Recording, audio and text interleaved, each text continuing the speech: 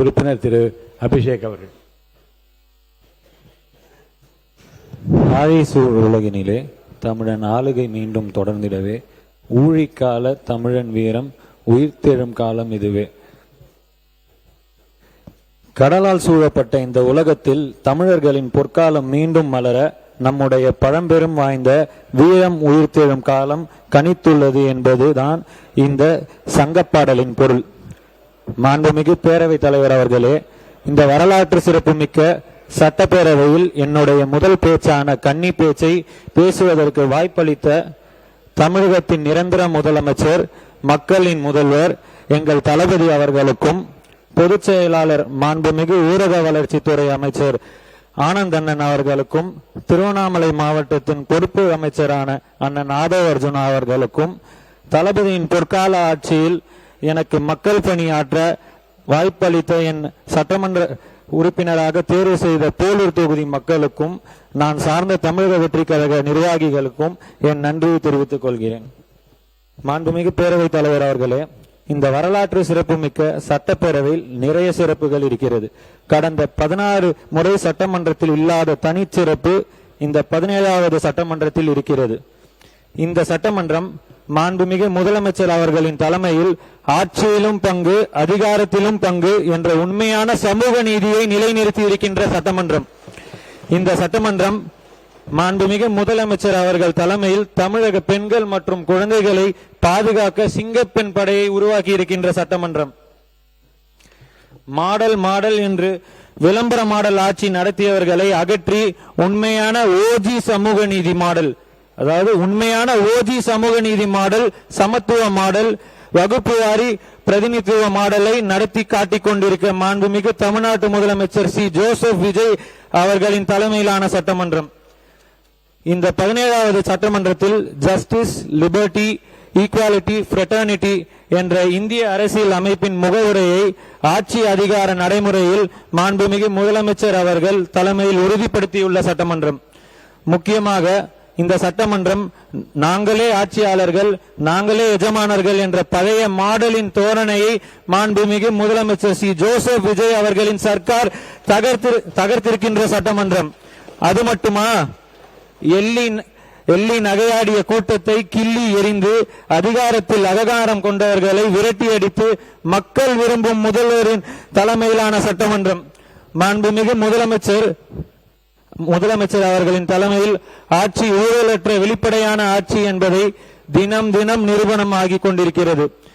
கடந்த ஆட்சியில் முதலமைச்சர் காலை எழுந்தவுடன் அமைச்சர்கள் எந்தெந்த பஞ்சாயத்தை இழுத்து வருவார்கள் என்று புலம்பியவர்கள் மத்தியில் காலை 9 மணிக்கெல்லாம் தலைமைச் செயலகம் வந்து மக்கள் பணி செய்யும் அமைச்சர்களை உருவாக்கிய நம்முடைய முதலமைச்சர் தளபதி அவர்கள் இன்று மாபெரும் இளைஞர்கள் மற்றும் பெண்களின் தன்னெழுச்சியால் தமிழகத்தில் முதலமைச்சராக பொறுப்பேற்றுள்ளார் நமது தளபதி அவர்கள். எதிர்கட்சியினரோ அவர்களின் தூண்டுதலில் ஜென்சி கூட்டம் நடத்தலாம், ஆனால் என்னை போன்ற ஒரு ஜென்சி இளைஞரை சட்டமன்ற உறுப்பினர் ஆக்க முடியுமா என்றால் அது தமிழக வெற்றி கழகத்தின் தலைவர் மாண்புமிகு முதலமைச்சர் சி ஜோசப் விஜய் அவர்களால் மட்டும்தான் முடியும் என்பதை சாத்தியப்படுத்தி காட்டியுள்ளார். தமிழக வெற்றி கழகத்தின் கொள்கை தலைவர்களுள் ஒருவரான சட்டமேதை புரட்சியாளர் அம்பேத்கர் அவர்களின் கற்பி ஒன்று சேர் அரசியல் பழகு, அதன் வழி தளபதி எங்கள் அனைவருக்கும் அரசியல் கற்பித்தார், மக்களையும் எங்களையும் ஒன்று சேர்த்தார். இப்போது மக்கள் ஆட்சியில் புரட்சி செய்து கொண்டிருக்கிறார். இதுதான் ஓஜி சமூக நீதி மாடல். இதற்கு பெயர்தான் மாண்புமிகு முதலமைச்சர் சி ஜோசப் விஜய் அவர்களின் மாடல்.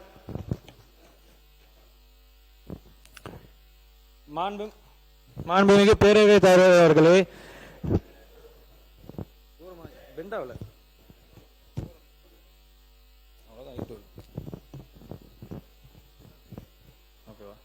மாண்புமிகு ஏற்கனவே இதை பற்றி சொல்லியிருக்கிறேன்.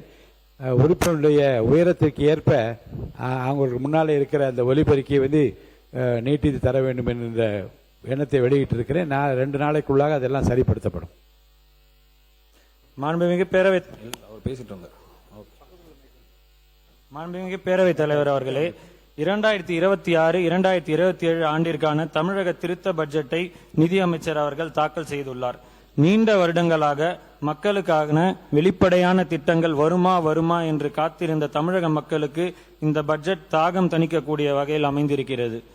பட்ஜெட் தாக்கல் செய்த பின்னர் கடந்த சனிக்கிழமை என் போலூர் சட்டமன்ற தொகுதிக்கு நான் சென்றிருந்தேன். அப்போது ஒரு முதியவர் வந்து என்னை ஒரு சின்ன விஷயம் மட்டும் சொல்லணும்னு ஆசைப்படுறேன். ஒரு முதியவர் வந்து என் கையை பிடித்து கொண்டு, அவரை நீ என் பேர மாதிரி இருக்கையா, நான் என் வாழ்காலத்தில் நான் நிறைய முதலமைச்சர்களை பார்த்துருக்கேன், ஆனா இப்ப பாக்குற முதலமைச்சர் எனக்கு எம்ஜிஆரை பாக்குற மாதிரியே இருக்கு. என்னையா பஞ்சாயத்து ஆபீஸ்ல எல்லாம் காசே வாங்க மாட்டாங்கயா, எனக்கு ஆச்சரியமா இருக்கியா, எனக்கு இப்பதான் வாழணும்னே ஆசை வருது அப்படின்னு சொன்னார். இதை நான் வந்து இங்க மென்ஷன் பண்ணணும் விரும்பினேன். இப்போ எனக்கு ரொம்ப நாள் வாழணும்னு ஆசையா இருக்கு என்று கண்ணீர் மல்க அவர் என்கிடம் கூறினார். அடிநாக்கில் நஞ்சையும் நுனிநாக்கில் விஷத்தையும் வைத்துக்கொண்டு மாற்றம் எங்கே என்னும் பேசும் எதிர்க்கட்சியினருக்கு ஒன்றை மட்டும் சொல்லிக் கொள்ள விரும்புகிறேன். அந்த முதியவர் வாழ ஆசைப்பட்டார் அல்லவா, அதுதான் மாற்றம். தளபதியால் ஏற்பட்ட மாற்றம். ஆஸ்தினா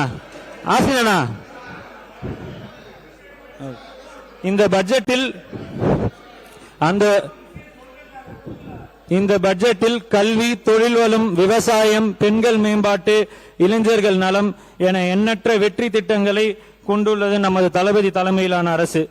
நேரத்தின் அருமை கருதி அதில் சிலவற்றை மட்டும் மேற்கோள் காட்ட விரும்புகிறேன். பள்ளிக்கூடங்களில் சூப்பர் கிளீன் சூப்பர் கேம்பஸ் திட்டம், சமூக பொருளாதாரத்தில் பின்தங்கிய திறன்மிக்க மாணவர்களுக்காக பெருந்தலைவர் காமராசர் சிறப்பு பள்ளி திட்டம், அரசு கல்லூரி மாணவர்களுக்கு வெற்றி மடிக்கணினி திட்டம், அரசு தொழில் பயிற்சி நிலையங்களில் ஏஐ மற்றும் ML artificial intelligence and machineries learning என்கின்ற புதிய பாடப்பிரிவுகள், தமிழ்நாட்டு இளைஞர்களுக்கு வேலை வாய்ப்புக்கு உறுதிப்படுத்துவதற்காக வெற்றி திறன் பயிற்சி திட்டம், பள்ளி மாணவர்களுக்கு விளையாட்டுத் துறையில் உலக அளவில் சாதனைகள் பெற்றிட 10 ஒலிம்பிக் சிறப்பு மையங்கள், திருவண்ணாமலை மாவட்டத்தில் அறிவுசார் குறைபாடு உள்ளவர்கள் கல்வியில் மேம்பட நம்பிக்கை இல்லம்.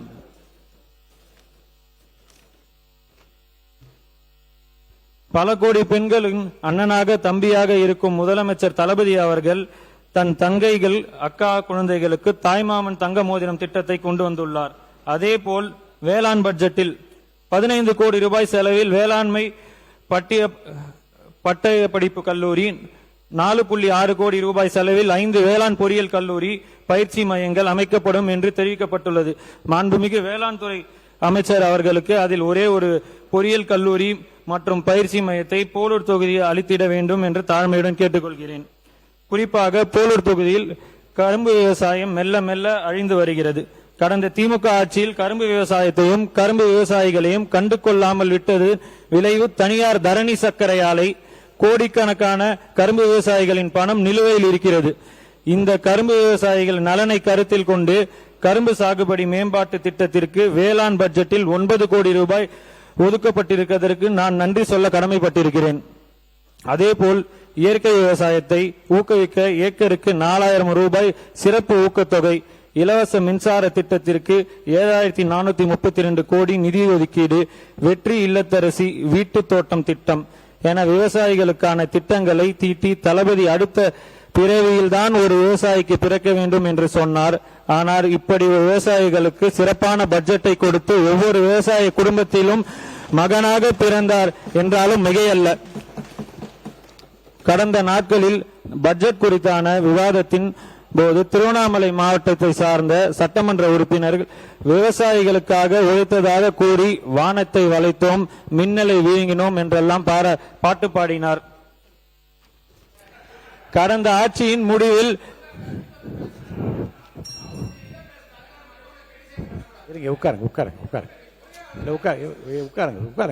உங்களுக்கும் சேர்த்து நான் சொல்றேன். உட்காருங்க. மாண்பு போக்குவரத்துறை அமைச்சர் அவர்கள், அவங்க மாண்புமிகு சட்டமன்ற உறுப்பினர் வசந்தம் கார்த்திகேயன் அவர்கள் பேசுவதை விட கண்ணியமாகவும் கண்ணி பேச்சு பேசிட்டு இருக்கான்னு தெரிவிச்சுக்கிறேன். சொல்லியாச்சு. நீங்க ஒரு 4 நிமிடம் தான் பேசுவதாக சொன்னீர்கள். 11 நிமிடம் ஆகிவிட்டது. சுருக்கமா முடிங்க. கடந்த ஆட்சியின் முடிவில் திருவண்ணாமலை மாவட்டத்திற்கு உட்பட்ட 11,553 விவசாயிகளிடம் NCCF நிறுவனம் மூலம் நெல் கொள்முதல் செய்யப்பட்டிருந்தது. 239 கோடியே 27,82,091 ரூபாய் 3 மாதங்களுக்கு மேலாக நிலுவையில் இருந்தது. இதற்கு கடந்த திமுக ஆட்சியில் எவ்வித நடவடிக்கையும் எடுக்கவில்லை. ஆனால் தமிழக வெற்றி கழகத்தின் தளபதி அவர்கள் ஆட்சி அமைத்த திருவண்ணாமலை மாவட்டத்தில் நான் போலூர் சட்டமன்ற உறுப்பினராக இருந்தாலும் விவசாயிகளின் ஜீவாதார பிரச்சனை என்பதால் மாவட்டம் முழுவதும் விவசாயிகளை காக்க வேண்டும் என்ற நோக்கத்தோடு மாண்புமிகு முதலமைச்சர் தளபதி அவர்களின் கவனத்திற்கு கொண்டு சென்றேன். உடனடியாக உணவுத்துறை மற்றும் வேளாண் துறை அமைச்சருக்கு ஆணையிட்டு 15 நாட்களில் விவசாயிகளின் 239.27 கோடி ரூபாய் பணத்தை ஒன்றிய அரசிடம் இருந்து மாண்புமிகு முதலமைச்சர் அவர்கள் பெற்று தந்தார் என்பதை இந்த மாமன்றத்தில் பதிவு செய்ய கடமைப்பட்டிருக்கிறேன். இந்த அரசு விவசாயிகளுக்கான அரசு. நம் முதலமைச்சர் விவசாயிகளுக்கானவர். இதன் மூலம் நிறுவனமாகியுள்ளது. மாண்புமிகு பேரவைத் தலைவர் அவர்களே, எனது போலூர் சட்டமன்ற தொகுதி விவசாய பூமி. விவசாயத்தை மட்டும் நம்பி ஏராளமான விவசாயிகள் உள்ளனர். இந்த விவசாயிகளை குளிர்விக்க விதமாக கரும்பு விவசாயிகளுக்கு டன் ஒன்றுக்கு 4,000 ரூபாய், சர்க்கரை ஆலையில் பதிவு செய்த கரும்புகளுக்கு 1 டன் 709 ரூபாய் 50 காசுகள், சர்க்கரை ஆலைக்கு கரும்பு வழங்கும் விவசாயிகளுக்கு 1 டன்னுக்கு 3,290 ரூபாய் 50 காசுகள், சன்ரக நெல் குவிண்டாலுக்கு 289 ரூபாய், பொதுரக நெல் குவிண்டாலுக்கு 159 ரூபாய் ஊக்கத்தொகையாக அதிகரித்துள்ளார். இதை எனது போலூர் தொகுதி விவசாயியின் சார்பாக வரவேற்கிறேன். முதலமைச்சருக்கு எனது நன்றியை தெரிவிக்கிறேன். நன்றி சொல்லி முடிங்க.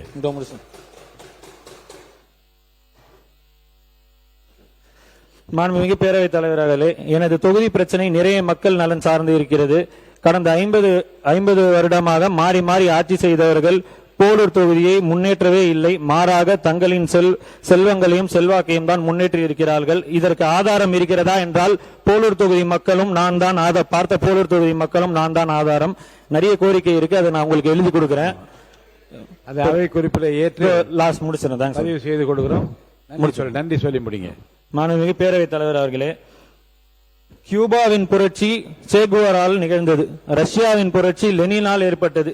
சீன புரட்சி மாவோவால் நிகழ்ந்தது என வரலாற்று குறிப்புகள் படித்துதான் தெரிந்து கொண்டிருக்கிறோம். ஆனால் தமிழகத்தின் உண்மையான சமூக நீதியின் புரட்சி 2026 மாண்புமிகு முதலமைச்சர் அவர்களால் நிகழ்ந்திருக்கிறது. அதுவும் நாம் வாழும் காலத்தில் நிகழ்ந்திருக்கிறது. இதை விட என்ன வேண்டும்? இதுதான் மாற்றமா என்று கதறுவோர் கதறட்டும். இதுதான் மாற்றம். தலைமையிலான மாற்றம். இனியும் மாற்றுவோம். அண்ணாமலையார் அருளால் மாற்றிக்கொண்டே இருப்போம். சிலந்திகளை போல் கூடு கட்ட விரும்பினால் இலைகளில் நூல் எடுப்போம், கிளைகளில் வீடெடுப்போம். எங்கள் கூடுகளை கலைக்க விரும்பும் கூட்டத்தாரின் கூரையை பிரிக்க விரும்பினால் சுடராய் நிமிர்ந்திடுவோம், சூழ்ச்சியை எரித்திடுவோம் என்று கூறிக்கொண்டு, இது பெண்கள் முன்னேற்றத்திற்கான ஆட்சி, இது ஊழல் பேரொழிகளை ஒழிக்கும் ஆட்சி, இது தமிழக மக்களை தலை நிமிர வைக்கும் ஆட்சி. ஏனென்றால் இது தளபதி மாண்புமிகு முதலமைச்சர் சி ஜோசப் விஜய் அவர்களின் மாடல் ஆட்சி. வாய்ப்பிற்கு நன்றி கூறி விடைபெறுகிறேன். நன்றி, வணக்கம்.